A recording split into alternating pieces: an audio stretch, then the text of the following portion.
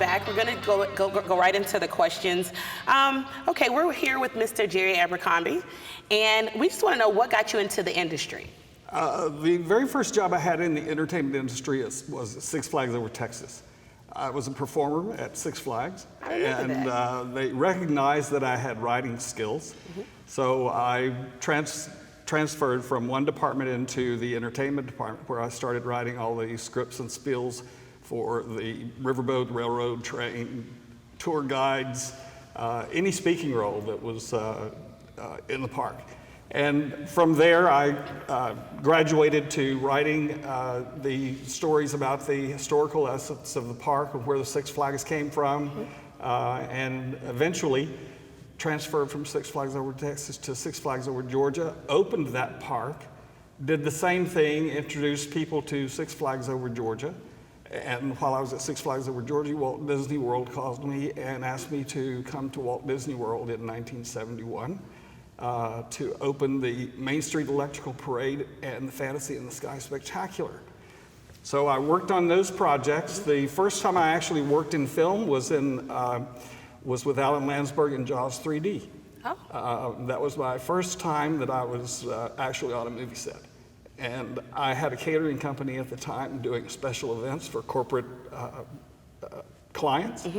And they needed someone to make artificial food that would stand up under the strain of being on camera for 10 or 12 hours a day and look exactly the same, you know, from morning to evening and so forth and so on. So they picked me as the caterer to do that. So I made all the artificial food, I made the floral arrangements, I did the entire party scene on this platform up above SeaWorld, where they were doing the grand opening celebration for this new park. That sounds fun. During the course of that, the floral arrangements kept blowing over because the wind was so bad up there on that hill that they would blow over, and I'd have to yell cut and would have to go back and start redoing the floral arrangements. And the director said, I like that. Let him do those floral arrangements on camera. And so I'm in the very first scene of Jaws 3D, I'm the guy with the beard, and I'm doing a floral arrangement to finish up the buffet before they start the party. Wow. And from there, I went to Nickelodeon Studios and did Clarissa Explains It All. I remember that. Eureka's Castle. While I was at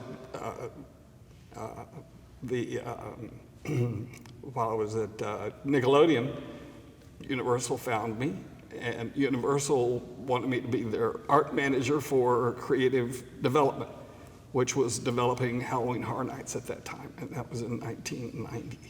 So I started writing the production design notes for Halloween Horror Nights, designing the Halloween Horror Night houses, the cues, the costumes, the makeup, the prosthesis for the characters, and from there it just took off and I kept going. And then I had an opportunity to work with Steven Spielberg on Jurassic Park. Oh, wow. Worked on Apollo 13, I worked on Lost Continent, worked on Casper, worked on the Flintstones, worked on quite a few movies. Been very busy. Very busy. Yes. I was very pleased. I got to go to California and work with Steven while they were shooting Jurassic Park. I worked with him on the dailies. I got to see the dailies in his theater there. Okay. And nothing is better than sitting in front of Steven Spielberg while he's watching the dailies and having him lean over to you and say, Jerry, do you like that scene? And I said, no, it doesn't fit with the rest of the movie. It was the Mother T-Rex's nest. And even though we had designed it specifically to show that she was mothering her chicklings, it had nothing to do with anything else. And I said it was terrible. It didn't mean anything to anybody in the film, so we cut it right there. And everybody else in the room went, oh, he told Steven no. But Steven said, thank you for being honest. And we went on from there. So that's how I got started in the entertainment industry. Wow, that's quite a, woo. So what are you doing now? Let's. Well, right currently I am working on 5 sets for the Daily Buzz. Oh, okay. Here at Full Sail, okay. which has their studios here. The first set that I'm working on is called Emotional Mojo. That is the set where they interview people who have hard luck stories, soldiers coming back from war with a prosthesis. Oh. mothers who've lost their children to DCF because of their drug problems, crack problems, whatever it happens to be. They can't get their children back until they've straightened their lives out and got a job and can hold it for such a long period of time. A portion of the set was already built. And so they asked me to come in and look at it and see what I could do to bring it to life. If you've ever been over to the set before, it's gray polyethylene plastic that's opaque, and you can light through it. So the back of it is backlit with LED lights. Okay. It looks like weights that are standing on end, and they alternate. They go in and out on the wall. So I came up with the idea of using water walls because laughter and tears are so close together. Yeah. You can laugh until you wet your pants, or you can cry because you're so sad you can't stand yourself. So I'm designing 4 water walls that can go from a completely sheer wall that you can't tell there's any water at all in front of the set. We can front light that water, we can throw gobos at it. We can backlight the set at the same time. We can light it from the top and the bottom. And it's computerized. So the water changes emotion with the interview that's taking place. Nice. So it goes from a sheer waterfall to raindrops to little squiggly lines that run down the windows when it's raining outside. It goes to nozzles that sway and swerve. It goes to ripples and waves that bring you from a long distance out at sea back to shore and to safety. And so we're working on that. That's our first set, and we should open that one up the 1st of December. Okay. I'm also working on a script for RKO. They just sent me a script to read, to translate as the production designer. Read the script, decide what era of time the script takes place, what the costumes are going to look like, what the makeup, the hair is going to look like, what the location is going to look like. Give the script a texture, a time of place. I mean, it could be West Side Story in the 60s, or it could be Romeo and Juliet of the Shakespearean days. That's the role of the production designer, is to set the stage for what the production is supposed to be and to give it the emotion. So they just sent me a script to read for that. I'm also working on a project for Beaches and Sandals in Turks and Caicos.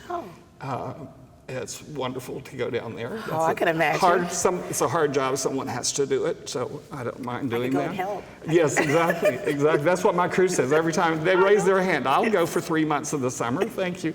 And that's with the Sesame Street people. It's the Sesame Street Caravan.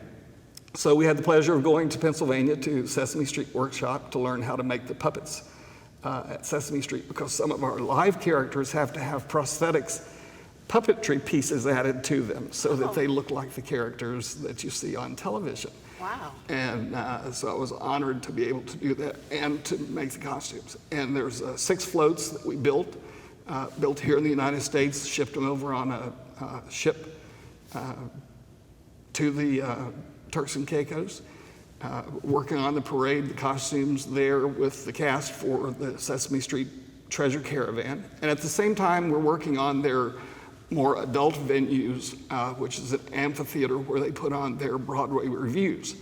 The ships sail from New York to Turks and Caicos. So we did our promotional tour in New York. We did it in 4 different locations, from the Club 54 and several other locations around town where we introduced the characters to the media. Did a great media blitz there, got people excited about it, got them to buy their tickets for their cruise there, and we'll ship them down to Turks and Caicos for the venues. The evening venues do 4 shows. They do a show for families that starts at 7 o'clock. They do a more mature show at 9 o'clock. They do a more mature show at 10:30. They do a very mature show at 12:30. And then it goes on from there. So I'm working on those projects at the same time. So still busy. Still very busy. I'm blessed. Unfortunately, I live here in Winter Park. My work is not here. I travel quite a bit.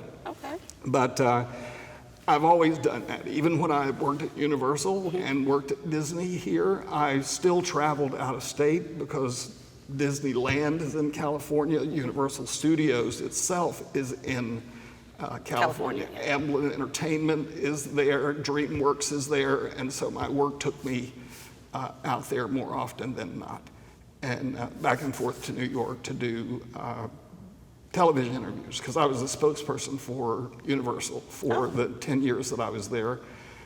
So I was on the Today Show with Katie Couric and did a segment on how to haunt your house for Halloween, because we were right in the throes of the 10th year of Halloween Horror Nights. Oh, wow. We're now up to 23. But Wow. I was there when it was nothing but the Jaws queue, because Jaws wasn't open, and it was just, so we had to use the queue line to do the haunted house in. Wow, busy, busy, busy. So how has the industry changed, and what have you had to do to change with it? Oh, when I first started in the industry, I was doing everything the old-fashioned way. I was a board drafter. I had to draw by hand. I had to do all my storyboards by hand. And then I would do my presentations, and they would want changes made, and I would have to go back and redraw. And so finally the age of computers came along. And when computers came along, I had to get on a fast track to learn how to use a computer. First of all, just to work on a computer and send emails and that kind of thing. But then to go into AutoCAD and 3D AutoCAD and wire drafting and architectural drawings and rendering Photoshop and Creative Suite 3 and Quark and Illustrator and Vectorworks and all of those programs. And I had to learn all of those. And there was really no place to go to learn that at that time. And I had to learn it the hard way. I had to take the book and read it. If you've ever tried to read one of those books, it's another language. Yeah, it is. Completely. And there were a few small schools around that taught computer skills and so forth, but you would go to them, they wouldn't know any more than you would. And so it was easier for me to take something and render it in the computer myself and teach myself what the tools meant and what they could do, because then I could transfer what was in my brain through my hands and out into the computer, because you're no longer physically touching and seeing things come to life. It's all done in the computer screen. So there's no physical interaction except with a keyboard or a mouse or whatever it happens to be. So that was the hardest challenge that I had to face. So once you grasp that challenge, would you say it's easier now, or would you prefer the old way? Oh no, absolutely. The computer is the best way to do it, because you can save every layer. If you have to go back and change something, you can save every layer. You can change different renderings. You can change color textures. You can change palettes. You can go back and make any changes that are desired of the executives that are in charge. And it's so easy to keep them on file and keep them organized so that you can go back and refer to something that you like if they want to make something larger or smaller. It's also better for scale. If anything else, it's better for scale, for sets and for people and intimacy in sets. It's great for camera shots, because you can actually take your camera shots, put them in your computer and move them, and you can light the scene at the same time with your program. So we weren't able to do that when we were working on paper. You didn't have the opportunity to light your scene the way you wanted it to be lit as a production designer. But in the computer, you can render the scene and then light it at the same time. And now we're to the point where we can sync audio with lighting for concerts that are mixed with pyrotechnics, fireworks, real fire, cryogenics, which are huge in the industry right now in concert touring, laser light, three-dimensional lighting grids that are used on the stage, so that you no longer just have light flooding the stage or filling the spaces, but you have a three-dimensional thing. And in addition to that, we have holographs that actually put talent out in the audience. It's the same performer that's on the stage, but it's a holograph of that performer performing in the middle of the audience on a stage that's separate. And so as a cinematographer, you have to learn how to capture all of that and make it work. So I just want to ask just a few questions, and then we're going to, let you go, because I'll be here with you all day if not. So we know you've worked with a lot of really big companies like Disney, Universal. What are some of the things that grads could expect when working with such big clients compared to like the more smaller ones? I think probably the biggest challenge that I faced when I went to work for Disney and Universal was to realize that there was so much detail in the job other than just what I was hired to do, which was production design. I first of all had to know everything about a budget. I had to know how to budget, what equipment to budget, how many people to budget, what time of day I could shoot, how long I had to shoot.